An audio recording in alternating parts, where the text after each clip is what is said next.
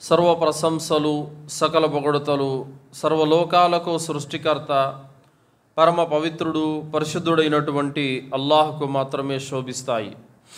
అంతిమ దైవ ప్రవక్త ముహమ్మదు రసూలుల్లా సల్లల్లాహు అలైహి వసల్లం వారిపై, గతించిన ప్రవక్తలందరిపై, ప్రవక్త సల్లల్లాహు అలైహి వసల్లం వారి కుటుంబీకులపై, ప్రవక్త సల్లల్లాహు అలైహి వసల్లం వారి ఉమ్మతుల సమస్త విశ్వాసులందరిపై అల్లాహ్ యొక్క శాంతి శుభాలు ఎల్లవేళలా కురియుగాక. ఆమీన్. సోదరులారా, నాకు ఇవ్వబడినటువంటి అంశము షిర్కు యొక్క వాస్తవికత. అల్లా తలిస్తే ఇన్షా అల్లా అరగంటలోనే నేను ముగించే ప్రయత్నం చేస్తాను. చెప్పేటటువంటి నాకు, వినేటటువంటి మీకు పరిపూర్ణమైన విశ్వాసంతో ఆచరించే సద్బుద్ధిని అల్లా ప్రసాదించుగాక. ఆమీన్. సోదరులారా, ఈరోజు గైరు ముస్లిముల యొక్క పరిస్థితి అటుంచితే ముస్లిముల యొక్క పరిస్థితి ఎంత దారుణంగా ఉందంటే, షిర్క్ అంటే ఏమిటో, తౌహీద్ అంటే ఏంటో, బిదాత్ అంటే ఏంటో, సున్నత్ అంటే ఏమిటో, వాటి మధ్యన ఉన్న తేడాలేంటో కూడా తెలుసుకోలేనటువంటి అయోమయ పరిస్థితిలో ముస్లిములు ఉన్నారు. పోనీ ఎవరైనా పండితులు చెబుతూ ఉంటే ఇది షిర్కయా, ఇది బిదాతయా అని చెబుతుంటే కూడా అలాంటి వారిని మహాదారుణంగా తిట్టిపోస్తున్నారు. దానికి గల కారణం ఏమిటంటే గుడ్డి అనుసరణ. దీన్నే ఫాలో అయిపోతున్నారు. ఇది ఎలా ఉందంటే, ఒక గొర్రెల మంద ఉంది. ఆ గొర్రెల మందలో ఒక గొర్రె ఏం చేసిందంటే, ఇటువైపు గట్టు నుంచి అటువైపు గట్టుకి ఎగరడానికి ప్రయత్నం చేసింది. ఎగరలేక మధ్యలో నీళ్ళల్లో పడిపోయింది, కాలువలో. వెనకనున్న గొర్రెలన్నీ ఓహో మనం కూడా ఇలా నీళ్ళలో దూకాలేమో అని చెప్పేసి అన్నీ వచ్చి నీళ్ళలో దూకినాయి. అంటే అది ఎగరబోయి అవతల గట్టుకు చేరుకోలేక దూకేసింది, స్లిప్ అయిపోయింది. మిగతా గొర్రెలు ఏమనుకున్నాయి, ఇలా దూకాలేమో నీళ్ళలో అనుకొని అన్నీ అలాగే దూకిపోయాయి. ఆ విధంగా ముస్లిములలో నేడు చాలామందిలో పరిశీలన అనేది రవ్వంత కూడా లేదు. గుడ్డి అనుసరణతోటే ఈరోజు అలా సాగిపోతూ ఉన్నారు.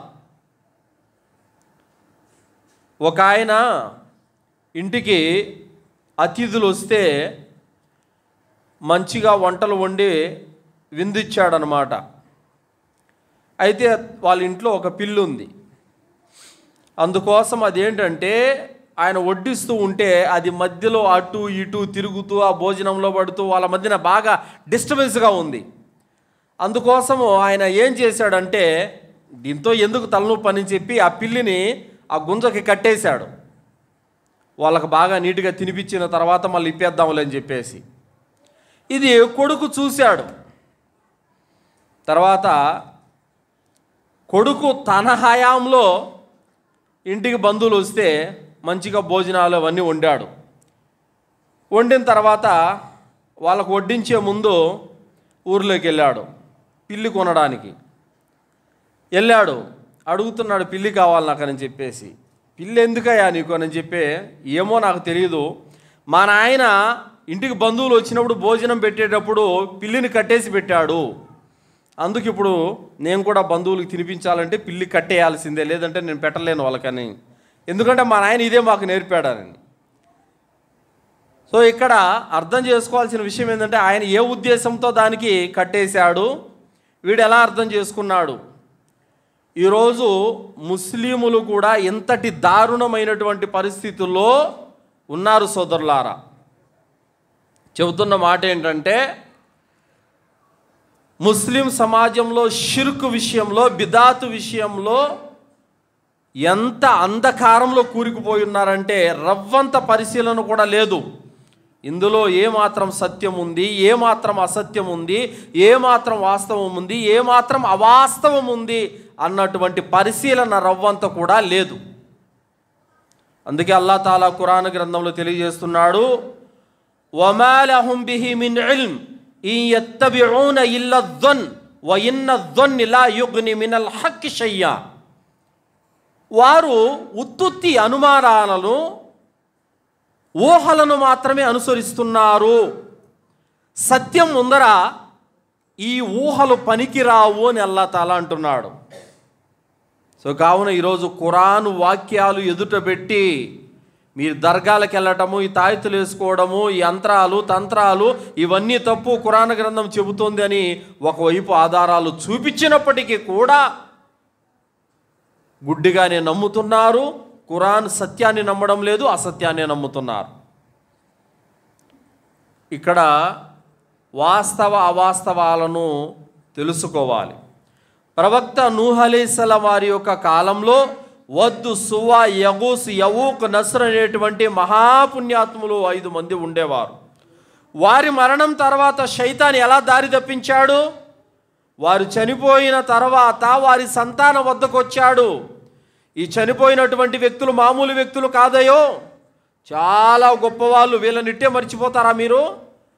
కావున మీరేం చేస్తారంటే వారి రూపాలను తయారు చేసుకోండి అని చెప్పాడు. ఆ విధంగానే వారి రూపాలను తయారు చేసి ఇచ్చాడు. తర్వాత ఎందుకంటే డైరెక్ట్గా వీళ్ళని ఆరాధించండి అంటే వినరు కదా, అందుకోసము ఒక్కొక్క స్టెప్ బై స్టెప్ వాళ్ళని మార్గం తప్పిస్తున్నాడు. తర్వాత కొంతకాలానికి వచ్చి అన్నాడు, ఈ ప్రతిమలను మీరు మీ వ్యాపార సంస్థలలో ఇళ్లలో పెట్టుకోండి, బర్కత్ వస్తుంది అని చెప్పాడు. వాళ్ళు అలాగే చేశారు. దాని తర్వాత వారు ఎక్కడైతే కూర్చొని ప్రార్థన చేశారో మీరు కూడా అక్కడే కూర్చొని ప్రార్థన చేయండి అన్నాడు. తర్వాత మీరు డైరెక్ట్గా అల్లాని అడగకుండా వీళ్ళ ద్వారా మీరు కోరికలు అడగండి, అల్లా ఇస్తాడు అని చెప్పాడు. అది పాటించారు. దాని తర్వాత తరం వారి దగ్గరకు వచ్చి వీళ్ళు సామాన్య వ్యక్తులు కాదు, వీళ్ళు దేవుళ్ళు అని చెప్పాడు. ఈ విధంగానే మార్గం తప్పిపోయారు.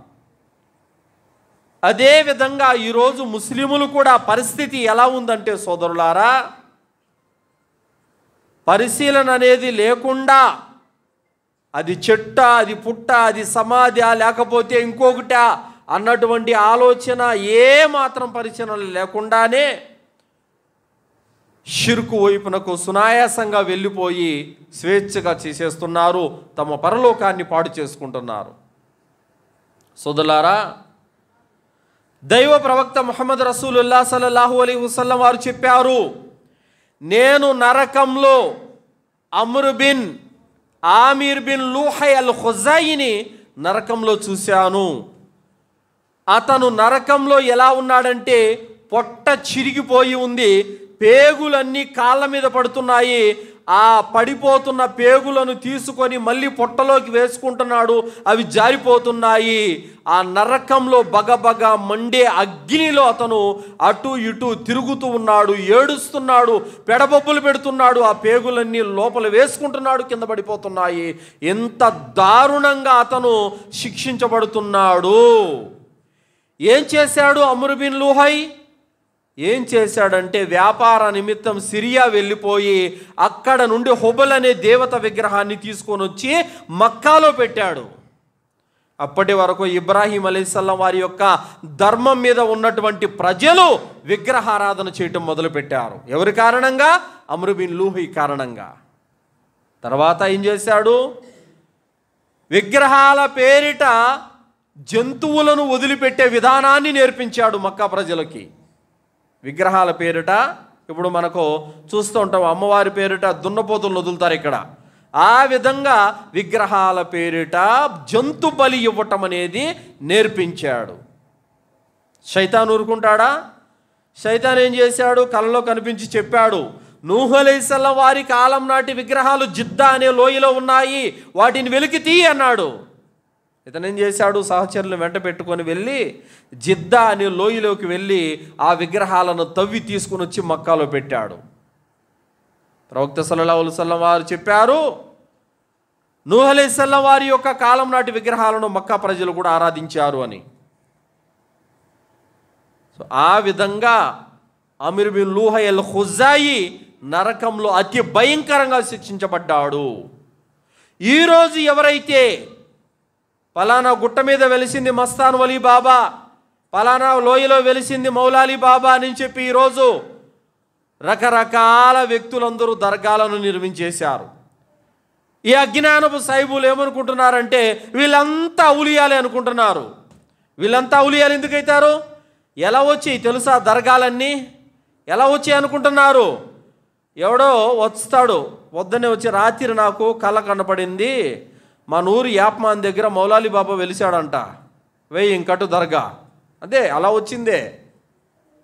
ఆయన ఊరు ఔలియా వచ్చింది లేదు, ఆయన బతికింది లేదు, అక్కడ చచ్చింది లేదు.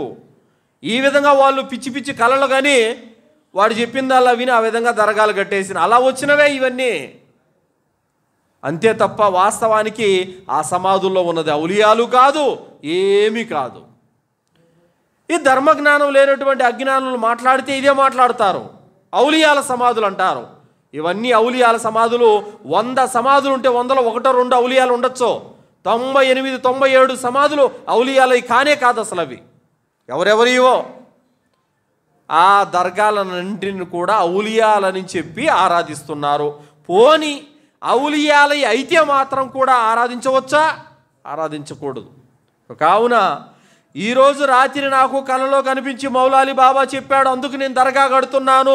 మస్తాన్ బాబా కనిపించి నాకు చెప్పాడు, నేను అందుకు దర్గా కడుతున్నాను. దస్తగీర్ బాబా కనిపించి నాకు చెప్పాడు, అందుకు నేను దర్గా కడుతున్నానని ఈరోజు ఎవరైతే వీధికి దర్గాలు కడుతున్నారో వీళ్ళందరికీ కూడా అమ్రు బిన్ లూహైకి పట్టిన గత్య పడుతుంది. వీళ్ళు అనుకుంటున్నారు మేము దైవ కార్యం చేస్తున్నాము, మేము పుణ్యకార్యం చేస్తున్నాము, ఈ దర్గాలు గట్టి పూజలు పునస్కారాలు నిర్వహించి మేము పుణ్యాలను సంపాదించుకుంటున్నామని వీళ్ళు అనుకుంటున్నారు. వీళ్ళకి తెలియడం లేదు, పాపాన్ని మూట కట్టుకుంటున్నారు. అమ్రు బిన్ లూహై ఏ విధంగా నరకంలో అతి భయంకరంగా వేలాడుతున్న పేగులతో తిరుగుతున్నాడు, అంతకంటే భయంకరంగా కూడా ఈ దర్గాలను నిర్మించి అమాయకమైనటువంటి ప్రజలను షిర్కు వైపునకు తీసుకెళ్తున్నారు. ఈ దౌర్భాగ్యులు కూడా అదే గతి పడుతుంది. కావున షిర్క్ అంటే మామూలు విషయం కాదు సోదరులారా. అల్లాహ్ సుబ్హానహు తఆలా షిర్క్ విషయంలో కాంప్రమైజ్ కాడు. షిర్క్ విషయంలో ఎట్టి పరిస్థితుల్లో కాంప్రమైజ్ కాడు. 100 హత్యలు చంపిన వాడిని అల్లాహ్ క్షమించాడు, వ్యభిచారం చేసిన వాడిని అల్లాహ్ క్షమించాడు, దొంగతనం చేసిన వాడిని అల్లాహ్ క్షమించాడు. షిర్కు చేసిన వాడిని క్షమించినట్టు అల్లాహ్ సుబ్హానహు తఆలా ఎక్కడ చెప్పలేదు. ఏది షిర్కు చేస్తూ అదే స్థితిలో చనిపోయిన వాడిని క్షమించినట్టు అల్లాహ్ ఎక్కడ కూడా ఖురాన్లో మనకు చెప్పలేదు. సో కావున షిర్క్ అనేది అంత భయంకరమైనటువంటి జాడ్యం. మరి దాని నుండి ఖచ్చితంగా దూరంగా ఉండవలసినటువంటి అవసరము ఎంతైనా ఉంది సోదరులారా. అల్లాహ్ సుబ్హానహు తఆలా ఖురాన్ గ్రంథంలో తెలియజేశాడు, ఇన్న షిర్క లజుల్మున్ అజీమ్. షిర్క్ అనేది మహాపెద్ద దుర్మార్గం, జులుం అన్నారు. ఈ మాట చెప్తే ప్రజలు అంటారు, మీరు అలా చెప్పకండి, ప్రజల మనోభావాలు దెబ్బతింటాయి అని చెప్పి అంటారు. ప్రజల మనోభావాలు దెబ్బతింటాయా? ఒక అతను కొత్తగా పెళ్లి చేసుకున్నాడు, భార్య ఇంటికి వచ్చింది, భర్తను పట్టించుకోలేదు, పరాయి మగాడిని తీసుకొని ఇంట్లో పెట్టింది, వాడికి సేవలు చేస్తుంది, వాడికి అన్నం పెడుతుంది, వాడికి నీళ్ళు ఇస్తుంది, వాడితోని సుఖాన్ని పంచుకుంటుంది. కట్టుకున్న భర్త తట్టుకోగలడా? పనిష్మెంట్ ఇస్తాడా లేదా? మరి నువ్వు నిల్చుంది ఆయన సృష్టించిన భూమి మీద, నువ్వు తింటున్నది ఆయన ఇచ్చిన ఆహారము, నువ్వు తాగుతున్నది ఆయన ఇచ్చిన నీళ్లు, నువ్వు పీల్చుకుంటున్న ఊపిరి ఆయన ఇస్తే వచ్చినది, నీ జీవితం అంతా కూడా ఆయన పెట్టినటువంటి భిక్ష. ఆరాధన మాత్రం సంబంధం లేని బొమ్మకు చేస్తే ఆయన ఊరుకుంటాడా? సో కావున ఇక్కడ చెబుతున్నటువంటి మాట ఏమిటంటే సోదరులారా, ఎండపిండ బ్రహ్మాండాన్ని సకల జగత్తును పుట్టించినటువంటి సృష్టికర్తను వదిలిపెట్టి ఏ మాత్రం సంబంధం లేనటువంటి ఒక పాముకి, చెట్టుకి, పుట్టకి, సమాధికి మొక్కుతుంటే మరి ఆయన ఎందుకు ఊరుకుంటాడు? అలా చెప్పకండి, మనోభావాలు దెబ్బతింటున్నాయని చెప్పేసానంటే వాస్తవాన్ని అవాస్తవాన్ని, జ్ఞానాన్ని అజ్ఞానాన్ని తెలుసుకోవాల్సినటువంటి అవసరం ఎంతైనా ఉంది. లేదంటే గనక ఖచ్చితంగా తమ పరలోకాన్ని పాడు చేసుకున్నట్లే సోదరులారా. కావున షిర్కు నుండి ఖచ్చితంగా దూరంగా ఉండాలి. సోదరులారా, విశ్వాసం అనేది అల్హమ్దులిల్లా ఒక్క అల్లా పట్ల మాత్రమే ఉండాలి.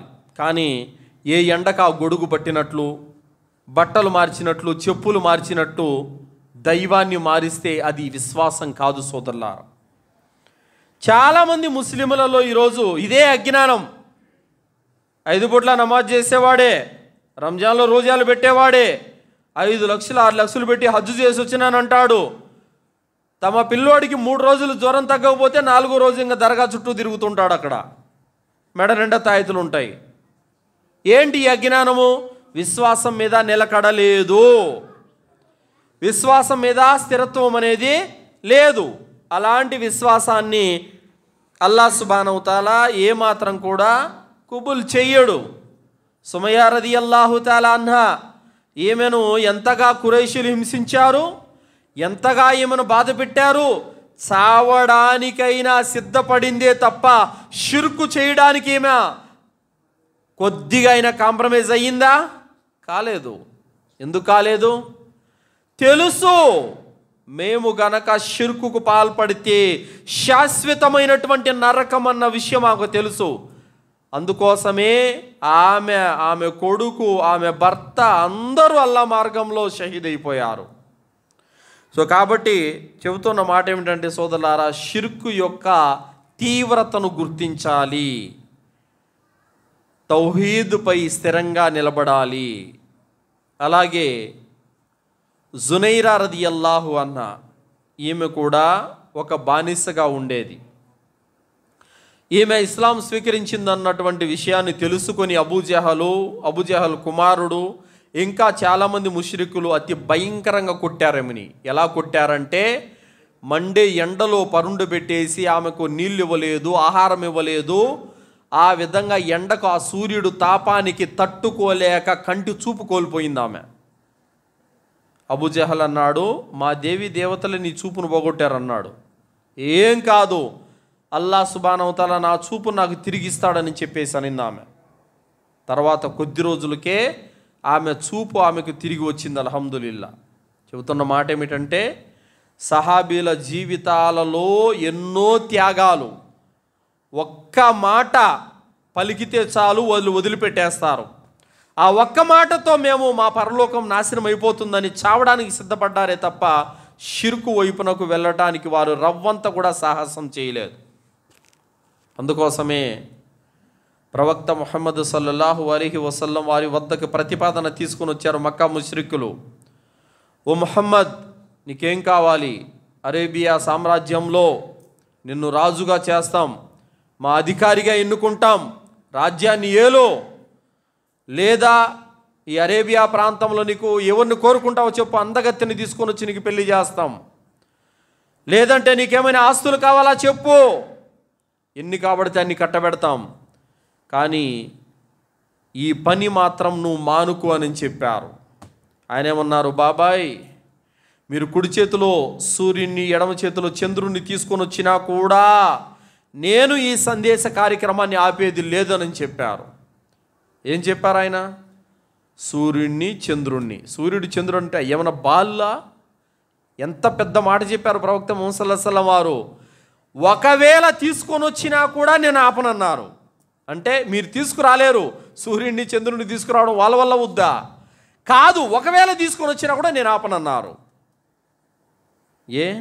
ఆయనకు తెలీదా? చెబుతున్న వాళ్ళు మా బాబాయిలు, మా బంధువులు అయిన వాళ్ళు ఇంత కఠినంగా చెబితే వాళ్ళు తెగిపోతారు, దూరం అయిపోతారని ప్రవక్తకు తెలియదా?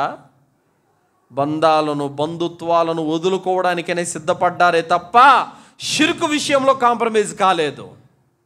అలాగే నూహ్ అలైహిస్సలాం వారి యొక్క కుమారుడు కళ్ళ ముందర జలప్రళయంలో కొట్టుకుపోతున్నా కూడా ప్రవక్త నూహ్ అలైహిస్సలాం వారు చూస్తూ ఉండిపోయారే తప్ప షిర్కు విషయంలో కాంప్రమైజ్ కాలేదు. ఇబ్రాహీం అలైహిస్సలాం వారు తన తండ్రి, తన ఊరి వాళ్ళందరూ కూడా ఇబ్రాహీం అలైహిస్సలాం వారి మీద కక్ష కట్టి ఆయన్ని హింసించాలని ప్రయత్నాలు చేశారు. అల్లాహ్ తాలా కాపాడాడు. మరి నా తండ్రి కదా, నా తండ్రి మాట వినాలి అని చెప్పి షిర్కు విషయంలో కాంప్రమైజ్ కాలేదు. ప్రతి ప్రవక్త విషయంలో కూడా మీరు చూసుకుంటే ఇదే విధమైనటువంటి త్యాగాలు ఉంటాయి సోదరులారా. కావున దర్గా వద్ద ఏట కొడుతున్నారు, పిల్లోడికి ఎంటుకలు తీపిస్తున్నారు, మా వాళ్ళు భోజనాలు పెడుతున్నారు, వెళ్ళకపోతే ఏమన్నా అనుకుంటారు, వెళ్ళకపోతే బంధాలు తెగిపోతాయి. మరి అల్లా ఏమనుకుంటాడు? దాని గురించి ఆలోచించాలి కదా. మరి బంధాలు బంధుత్వాలు తెగిపోతాయంటావా? మరి ప్రవక్తల జీవితంలో జరిగింది ఏంటి? సహాబీలు, ప్రవక్తలు వీళ్ళందరూ కూడా తమ తండ్రులతో, తమ కొడుకులతో, తమ అయిన వాళ్ళతో వైరం ఎందుకు ఏర్పడింది? ఆస్తులు పంచుకునే విషయంలోనా? కాదు. ఎందులో వైరం ఏర్పడింది? విశ్వాసం విషయంలో. మరి నువ్వేమంటున్నావు ఈరోజు? నా బంధాలు బంధుత్వాలు తెగిపోతాయి, అన్న రాడు, తమ్ముడు రాడు, బాబాయ్ రాడు, పెదనాన్న రాడు అని చెప్పి నువ్వు అల్లా సుబ్హానహు వ తఆలాను అసంతృప్తి గురి చేసి నువ్వు వాళ్ళ ప్రసన్నత కోసం వెళ్ళిపోతున్నావు. సో కావున విశ్వాసం మీద గట్టిగా నిలబడాల్సినటువంటి అవసరం ఎంతైనా ఉంది సోదరులారా.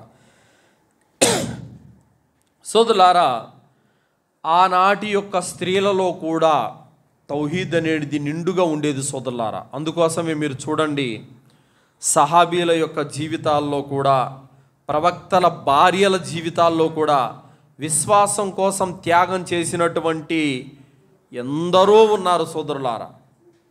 అలాంటి వారిని స్త్రీలు ఆదర్శంగా తీసుకోవాలి. ముఖ్యంగా స్త్రీల విషయం ఎందుకు చెప్తున్నామంటే, మన అహ్లే హదీస్ జమాతులో ఉన్నటువంటి వ్యక్తుల యొక్క ఇండ్లల్లో కూడా షిర్కు ఉంది. ఎలా నేను చెప్తున్నాను? ఎన్నో చోట్ల తిరుగుతున్నాను. పాపను తీసుకొని వచ్చాడు నమాజ్ కోసం. అదే ఏంటి భయ్ ఇది బుగ్గను చుక్కబెట్టావు ఏంటంటే, ఏం చెప్పాలి గురుగారు, ఎంత చెప్పినా వినడం లేదు ఇంట్లో అని చెప్పేసి అన్నారు. అదేంటి, మీరేమో అహ్లే హదీసు, మీ భార్య ఏమో పాపకి దిష్టి చుక్కలు పెడుతుంది, దారాలు కడుతుంది, ఇంకెక్కడ తౌహీద్ ఉంది? సో కావున ఎందుకు ఈ విధంగా అంటే కనుక, ఆడవారిలో ఆనాటి విశ్వాసాలు, ఆనాటి త్యాగాలు నేడు లేవు. ఆనాటి స్త్రీలు పొందిన జ్ఞానం ఇప్పుడు పొందడం లేదు. ఇందులో మగవాళ్ళ తప్పు కూడా ఉంది. అల్హమ్దులిల్లాహ్ ఈ మసీదులో ఆడవాళ్ళకి ఏర్పాటు చేశారు. చాలా చోట్ల మసీదుల్లో ఆడవాళ్ళకి ఏర్పాటు చేయరు. అసలు దర్గాలకు మాత్రం రాణిస్తారు బాగా, మసీదులకు రానివ్వరు. దర్గాలకు బాగా రాణిస్తారు, మసీదులకి రానివ్వరు. అందుకోసమే అజ్మీర్ దర్గాలో ఏదో జన్నతుల్ దర్వాజా ఉందంట. అదేందో మరి నేను యూట్యూబ్లో కూడా చూశాను. జన్నతుల్ దర్వాజా అని అంటే ఏంటి బా ఇది, అసలు తెలుసుకున్నావు దీని స్టోరీ గురించి అని చెప్పేసి అంటే, ఆ దర్వాజా దగ్గర ఏవేవో అరబీలో కలిమాలన్నీ రాశారు. అంటే ఎర్ర తాళ్ళన్నీ కట్టారు. అక్కడ పోయిన ప్రతి ఒక్కరూ పోయి దాన్ని అద్దుకొని కళ్ళు అద్దుకుంటా ఉన్నారు. అది జన్నత్ దర్వాజా కాదు, అది శైతాన్ యొక్క దర్వాజా. అది ఎవరు చెప్పారు జన్నత్ దర్వాజా అని? ఏమైనా ఖురాన్లో దానికి దలీలు ఉందా? హదీస్లో ఏమైనా దలీలు ఉందా? ఒక సహాబీ చెప్పారా? తాబీయిన్ చెప్పారా? తాబీయిన్ చెప్పారా? మరి ఆడేం జరుగుతుందో తెలుసా? ఏం జరుగుతుందంటే, స్త్రీలు పైన మక్కన తీసేసి జుట్టు బాగా విరబోసుకొని ఊగుతున్నారు. మామూలుగా ఊగట్లేదు, వాళ్ళకేదో మరి దయ్యం పట్టిందంట. నేను అడిగేది ఏంటంటే, లేడీస్ మసీదుకు కూడా వస్తున్నారు కదా, మసీదులో ఖురాన్ పారాయణం జరుగుతుంది, మౌల్ సాబు ఖురాన్ చదివిపిస్తూ ఉంటాడు, దర్సులు ఇస్తూ ఉంటాడు. అదేంటి జిన్నాతులు మసీదులోకి వచ్చి ఆడవాళ్ళకి రావేంటి? దర్గాలకు వెళ్ళిన వాళ్ళకి ఎందుకు వస్తాయి? ఎందుకంటే ఆల్రెడీ వీళ్ళల్లోనూ ఉండేది శైతానే, అక్కడికి వెళ్ళింది శైతాన్ దగ్గరికి. ఆ శైతాన్ ఈ శైతాన్ రెండు కలుసుకొని ఆడుతున్నాయి అక్కడ. సో కావున ఈ విధంగా పరదా తొలగించడం అనేది దర్గాల్లోనే జరుగుతుంది. పరదా తొలగించి వెంట్రుకలు ఇరబోసుకొని ఆడటం, ఎగరటం అనేది కూడా అక్కడే జరుగుతుంది. ఈ విధంగా ఎందుకు స్త్రీలు తయారవుతున్నారు? దర్గాలకు వెళ్ళిపోయి అక్కడ ఏవేవో మంత్రించుకోవడము, దయ్యాలు బట్టి ఆయన ఊగటము, పరదా విడిచిపెట్టేసేయడము, ఇవన్నీ నానా దరిద్రాలన్నీ అక్కడ ఉంటాయి. సో కావున స్త్రీలను మసీదులకు రానివ్వాలి, జ్ఞానం నేర్చుకోవాలి, వాళ్ళకి నేర్పించాలి. మనం ఏదైనా ఒక విషయం విన్నామంటే తప్పనిసరిగా అది ఇంట్లో వెళ్ళి భార్యకు, మన కూతురికి, మన తల్లికి చెప్పాల్సినటువంటి బాధ్యత మన మీద ఉంది సోదరులారా. లేదంటే కనుక వాళ్ళు ఖచ్చితంగా నష్టపోతారు. ఫతే మక్కా తర్వాత, మక్కాను జయించిన తర్వాత ప్రవక్త ముహమ్మద్ సల్లల్లాహు అలైహి వసల్లం వారు వచ్చిన వాళ్ళకందరికీ క్షమాభిక్ష పెడుతున్నారు. ఇస్లాం స్వీకరించే వాళ్ళు స్వీకరిస్తున్నారు. ఇక ఇస్లాం మాకు వద్దు అనే వాళ్ళు దేశం వదిలి వెళ్ళిపోతున్నారు. అలా వెళ్ళిన వాళ్ళల్లో అబూ జహల్ కుమారుడు ఇక్రమా కూడా ఉన్నాడు. నేను లొంగిపోయి ఇస్లాం స్వీకరించి ఇక్కడ నేను బతకలేను అని చెప్పేసి యమన్ దేశానికి ప్రయాణం అయిపోయాడు. పడవెక్కారు. పడవెక్కిన కాసేపటికి తుఫాను మొదలయ్యింది.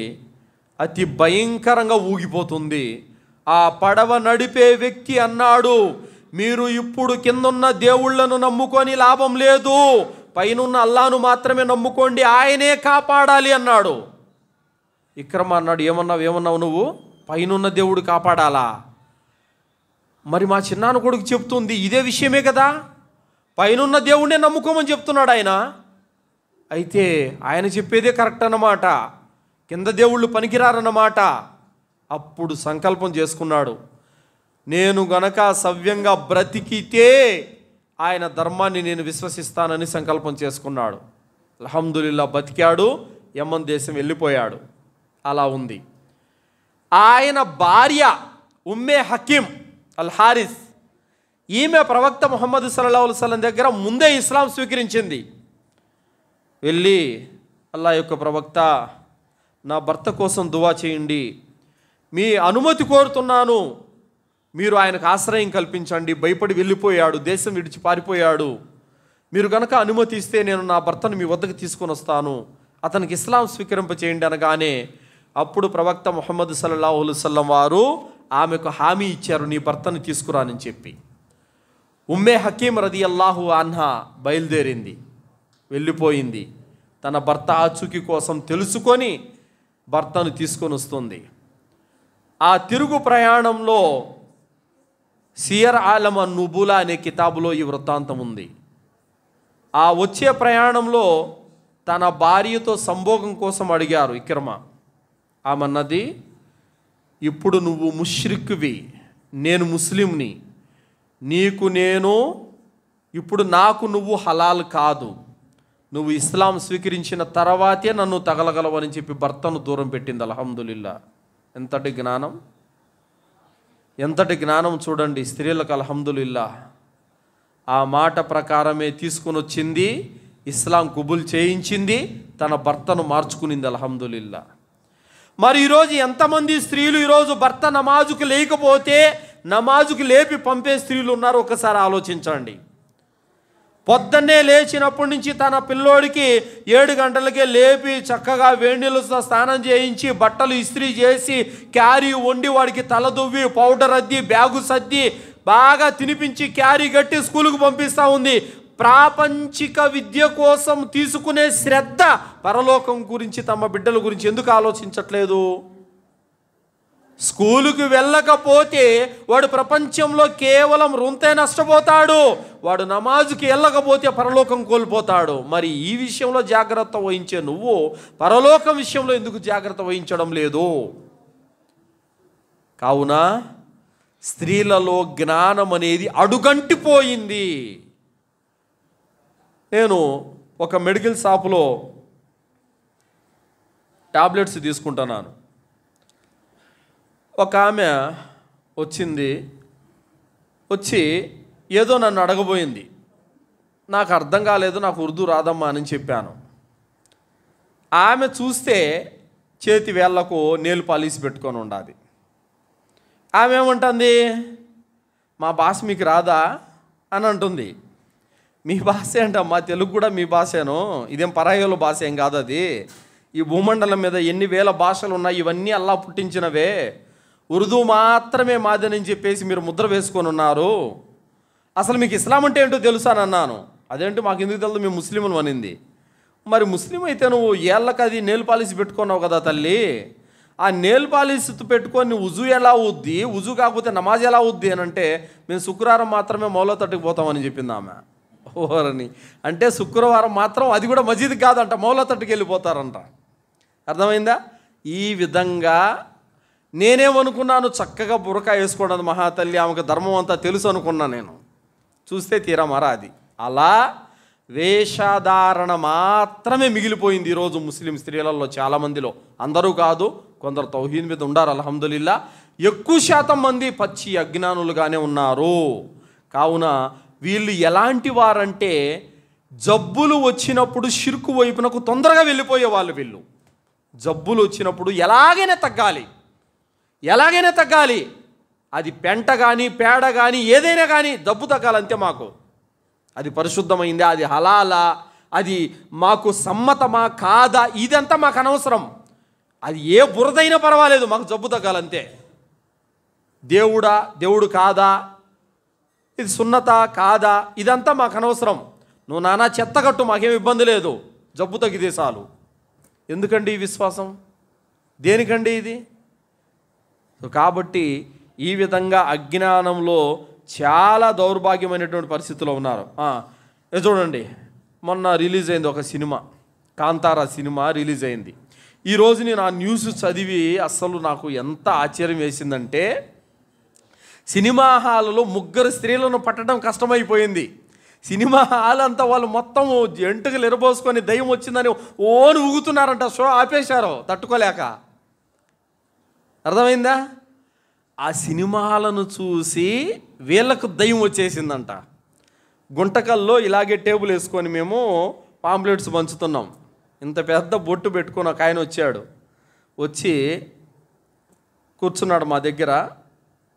ఏమండి, మీ దేవుడిని మేము ఎందుకు నమ్మాలని అంటే కొన్ని విషయాలు చెప్పాం, చిహ్నాలు గుణగణాలు అవన్నీ చెప్పాం. వాడు ఏమంటున్నాడు తెలుసా? అఖండ సినిమా చూసినావా అన్నాడు. నేను చూడలేదయ్యా, నేను చూడను కూడా అని అన్నాను. ఏంది దేవుడు తాండవం వాడుతున్నాడు, అది దాని కథ, అబ్బా అది తరము కాదని అన్నాడు. ఈ విధంగా సినిమాలకు అడిక్ట్ అయిపోయి, సీరియళ్ళకు అడిక్ట్ అయిపోయి, అందులో చూపించే రంగురంగులు, అంగరంగ వైభవాలు, ఆ తలుక్కులు, ఆ జిముక్కులు చూసి అబ్బా ఇదిరా దేవుడు అని చెప్పేసి అనుకుంటున్నారే తప్ప, దైవ గ్రంథాల వెలుగులో దేవుని గుణాలేమిటి, దేవుడు ఎలాంటి వాడు, ఎలాంటి శక్తి సామర్థ్యాలు కలిగి ఉంటాడు అని ఈ విషయాలు తెలుసుకోలేకపోతున్నారు జనాలు. సినిమాలు చూసి అబ్బా ఇది దేవుడు అని చెప్పేసి అనుకుంటున్నారు. దైవ గ్రంథాల వెలుగులో దాదాపు ముస్లిముల పరిస్థితి కూడా ఇలాగే ఉంది ఇప్పుడు. కావున మనము ఖురాన్ హదీసులు చదివితేనే మనకు సత్యం అర్థమవుతుంది. ఏమన్నా అంటే తాత ముత్తాతలు ఈ మాట ఎంత పచ్చి అబద్ధం అంటే సోదరులారా, మొన్న ఒక పండగ వచ్చింది. ఏ మందిరం దగ్గర చూసినా టాటా సుమోలు, కార్లు, బైకులు మొత్తం అన్ని మందిరాల ముందర ఉన్నాయి. పెద్ద పెద్ద పూలమాండలు వేశారు, నిమ్మకాయలు టైర్ల కింద పెట్టి తొక్కిస్తున్నారు. దసరా పండగకి చేశారు ఈ పని. అసలు 100 సంవత్సరాల కింద ఈ వెగిల్సే లేవు కదా, మరి ఈ సాంప్రదాయాలు అటు వచ్చినాయి? మరి ఎందుకు చెప్తున్నారు ఈ మాట తాత ముత్తాతల కానించి వచ్చిందని? తాత ముత్తాతల కానించి ఏం రాలా, మధ్యలో మీరు పెట్టుకున్నారు కొత్త అన్నీ. అర్థమైందా? అలాగే ఒక షాప్ ఆయన నేను అడిగాను, ఎందుకయ్యా నువ్వు ముస్లిం కదా, రోజు షాప్ మూసే ముందర ఈ దిష్టి టెంకాయ తీస్తావు ఎందుకని అంటే, ఏమో ఆ మార్వాడి చేస్తున్నాడు, నేను కూడా చేస్తున్నానని చెప్పేసి అన్నాడు. ఇవన్నీ ఎక్కడి నుంచి వచ్చాయి? మధ్యలో మీరు పెట్టుకున్నారు. తాత ముత్తాతల కానించున్నది ఆదం అలైహిస్సలాం వారి ధర్మం. ఆది మానవుడు, మొట్టమొదటి మానవుడు ముస్లిం, ఇస్లాం ఉన్నింది. అప్పటి నుంచి వచ్చినదే ఈ ధర్మం, మధ్యలో వచ్చింది మీ ధర్మం. మరి అల్లాహ్ ఏమంటున్నాడు? యా అయ్యుహన్నాసు ఉబుదు రబ్బకుముల్లదీ ఖలకకుం వల్లదీన మిన్ కబ్లికుం లఅల్లకుం తత్తఖూన్. ఓ మానవులారా, మీరు అల్లాహ్ని ఆరాధించండి. మీ ప్రభు ఎవరంటే మిమ్మల్ని మీ తాత ముత్తాతలను పుట్టించిన వాడు ఆయన. మీ తాత ముత్తాతలని మీరు అంటున్నారు కదా మాటికి, ఆ తాత ముత్తాతలను పుట్టించిన వాడు కూడా ఆయనే. కావున ఇక్కడ ఈ విధంగా మధ్యలో పురుడు పోసుకున్నవే కానీ ఇవి తాత ముత్తాతల కాలం నుంచి వచ్చినవేమీ కాదు. ఇప్పుడు ఆ మాటకు వస్తే, మేము కంబం దగ్గర ఒక గ్రామానికి వెళ్ళాం. కంబం దగ్గర ఒక గ్రామానికి వెళ్తే దర్గా ఓపెనింగ్కి పిలిచారు మమ్మల్ని. దర్గా ఓపెనింగ్కి మమ్మల్ని పిలిచారు. చూడండి ఎన్ని వింతలు చూసామో మేము. అసలు ఓపెనింగ్కి పిలిచి వాళ్ళకి తెలియదు, పిలిచారు. మొత్తానికి భోజనాలు అన్నీ ఏర్పాటు చేస్తున్నారు. ఆ దర్గా యొక్క ఓపెనింగ్కి తౌహీద్ బయాన్ చెప్పాం. ఆ రోజు నేను చెప్పాను, ఔలియాల పట్ల మనకు ప్రేమ ఉండాలి, ఔలియాల పట్ల మనకు అభిమానం ఉండాలి, వాళ్ళ దగ్గర సజ్దా చేయడం, వాళ్ళ దగ్గర దువా చేయడము చేయకూడదని చెప్పేసి అనేక విషయాలు చెప్పాం. వాళ్ళకి అర్థమైంది. లాస్ట్లో వాళ్ళు భోజనం చేయమంటే మేము భోజనం చేయకుండా వెళ్ళాం కదా, అప్పుడు పెద్ద ఆయన అన్నారు, ఏంట్రా నీకు ఇంకా అర్థం కావట్లేదా, వాళ్ళు అని చెప్పేసి అన్నాడు. వాళ్ళు అంటే ఎవరు? వాళ్ళు దర్గాల దగ్గరికి రారు వీళ్ళు అని చెప్పేసి అన్నారు. సో అలా ఏంటంటే ఆ దర్గా ఈ మధ్యన కొత్తగా కట్టి ఓపెన్ చేశారు. మరి వీళ్ళు ఏమంటారు, రేపు ఇది ఎప్పటి నుంచో ఉంది మా తాతల కాలం నుంచి అని చెప్పేసి అనుకుంటారు. ప్రతి చోట నిర్మించబడిన మందిరము, నిర్మించబడిన చర్చి, నిర్మించబడిన దర్గా ఇవన్నీ మధ్యలో కట్టుకుంటే వచ్చినవే తప్ప తాతల ముత్తాతల కాలం నుంచి ఏమి ఉన్నవేమి కాదు. ఇవి పూర్వీకుల ధర్మము ఇస్లాం ధర్మమే, అల్హమ్దులిల్లా. చివరి మాట ఏంటంటే సోదరులారా, మొన్న మిలాదున్ నబీ పండక్కి కడపలో ఒక ఘనకార్యం చేశారు. ఆ ఘనకార్యం ఏంటంటే మస్జిదే అల్ హరాం, కాబతుల్లా ఫోటో ఉంది కదా, పెద్ద బొమ్మ తయారు చేశారు. తర్వాత Masjide Nabawi green colour logo ఉంటుంది కదా, దాన్ని కూడా తయారు చేశారు. ఈ మస్జిదే అల్ హరాం యొక్క కాబతుల్లా బొమ్మ ఒక ట్రాక్టర్లో, ఈ మస్జిదే నబవి బొమ్మ ఒక ట్రాక్టర్లో పెట్టారు. పెట్టి కడప నగరం అంతా కూడా పటాకులు కాల్చుతూ, డీజేలు కొట్టుకుంటూ, కవ్వాలీలు పాడుకుంటూ ఊరంతా తిప్పారు. ఎంతటి బాధాకరమైనటువంటి విషయం అంటే సోదరులారా, ఇది ఏం పద్ధతి? పచ్చ జెండాలు పట్టుకొని యా నబీ యా రసూలుల్లా అని చెప్పి అరుచుకుంటూ పోతున్నారు. ఇలా చేయడం వల్ల మీకు ఒరిగేదేంటి? మీరు చేసిన ఈ పాడు కార్యం వల్ల అల్లాహ్ సంతోషిస్తాడని మీరు అనుకుంటున్నారా? మీరు చేసిన ఈ కార్యం వల్ల ప్రవక్త ముహమ్మద్ సల్లల్లాహు అలైహి వసల్లం సంబరపడతారని అనుకుంటున్నారా? పైగా దీనికి బదులు మీకు పరలోకంలో అతి భయంకరమైన శిక్ష ఉంటుంది. ఎందుకంటే కుల్లు బిదాతిన్ దొలాల వ కుల్లు దొలాలతిన్ ఫిన్నార్. ఇస్లాంలో లేని కార్యం, ప్రతి నూతన కార్యము ఒక బహుచెడ్డ మార్గం, ప్రతి చెడ్డ మార్గం నరకానికి తీసుకెళ్తుంది. కాబట్టి ఆ ఊరేగించడం ఏంటి, ఆ జెండాలు పెట్టుకొని అరవడం ఏంటి, మీకు ఎవరు చెప్పారు? దాన్ని ప్రవక్త మీద ప్రేమను వ్యక్తపరిచే విధానం ఇదా? నమాజ్ చేయకుండా, రోజాలు పెట్టకుండా, మీరు ఖురాన్ చదవకుండా జెండాలు పట్టుకొని రోడ్ల మీద ఎగిరితే మీకు వచ్చే లాభం ఏంటి? ఆ పటాకులు కాల్చడం ఇస్లాంలో హరాము, ఆ డీజేలు కొట్టుకోవడం ఇస్లాంలో హరాము, ఆ మ్యూజిక్ ఇస్లాంలో హరాము. ఇన్ని హరాం పనులు చేస్తూ మీరే ముస్లింలయ్యా బాబు. సో కాబట్టి ఈ విధంగా ముస్లిములు ఇంత అజ్ఞానంలో రోజు రోజుకు కూరుకుపోతున్నారు సోదరులారా. కావున షిర్కు యొక్క వాస్తవికతని మనము ఖచ్చితంగా ప్రజలకు చెప్పాల్సిన బాధ్యత మన మీద ఉంది. తౌహీదు మనం ఎంత చెబుతామో షిర్కు అంతకంటే ఎక్కువ మనం ప్రజలకు చెప్పినప్పుడే అర్థమవుతుంది సోదరులారా. కావున ముఖ్యంగా ముస్లిం సమాజం ఈరోజు ఎంత అంధకారంలోకి వెళ్ళిపోయిందంటే సోదరులారా, కనీసము ప్రవక్త ముహమ్మద్ సల్లల్లాహు అలైహి వసల్లం వారి గురించి ఏమీ తెలియదు, ఖురాన్లో ఎన్ని సూరాలు ఉన్నాయో తెలియదు, అలాగే ముస్లిం అని ఎవరిని అంటారో తెలియదు, హలాల్ అంటే ఏంటో తెలియదు, హరామ్ అంటే ఏంటో తెలియదు, నమాజులో దువాలు తెలియదు, సూరాలు తెలియదు, ఏమీ తెలియదు సోదరులారా. అంత అజ్ఞానంలో ఈరోజు ముస్లిములు జీవితం గడుపుతున్నారు. కాబట్టి షిర్కును తెలుసుకోకపోతే ఏ ముస్లిం సన్మార్గం మీద ఉండలేడు. షిర్కును ఖచ్చితంగా ఖండించాల్సిందే. అందుకే అల్లాహ్ తాలా ఫఅలము అన్నహు లా ఇలాహా ఇల్లల్లా అని అన్నాడు. ఓ ప్రవక్త, నువ్వు లా ఇలాహా ఇల్లల్లా గురించి బాగా తెలుసుకొని అల్లాహ్ తాలా అన్నాడు. సో కావున ఈ ముస్లిములకు లా ఇలాహా ఇల్లల్లా అర్థం కాలేదు, అందుకే దర్గాలంటే తిరుగుతున్నారు. ఈ ముస్లిములకు తౌహీదంగా అర్థం కావడం లేదు, అందుకే సమాధుల దగ్గర సజ్దా చేస్తున్నారు. ఈ ముస్లిములకు ఇస్లాం అంటే ఏంటో అర్థం కావడం లేదు, అందుకే తాయెత్తులు దారాలు చుట్టుకుంటున్నారు. అవసరానికి అల్లాహ్ని అడగాల్సింది పోయి సమాధుల దగ్గర పోయి అడుగుతున్నారు. అర్థం కావాలి, అర్థం చేసుకోవాలి, లా ఇలాహ ఇల్లల్లాహ్ని అర్థం చేసుకోవాలి, ఇస్లాం ధర్మాన్ని అర్థం చేసుకోవాలి. అంటే ఖురాన్ హదీసులు చదవాలి. అల్లాహ్ సుబ్హానహు వ తఆలా ఖురాన్ చదవమని చెబుతున్నాడు. వలకద్ యస్సర్నల్ ఖురాన లిజ్జిక్రి ఫహల్ మిన్ ముద్దకిర్.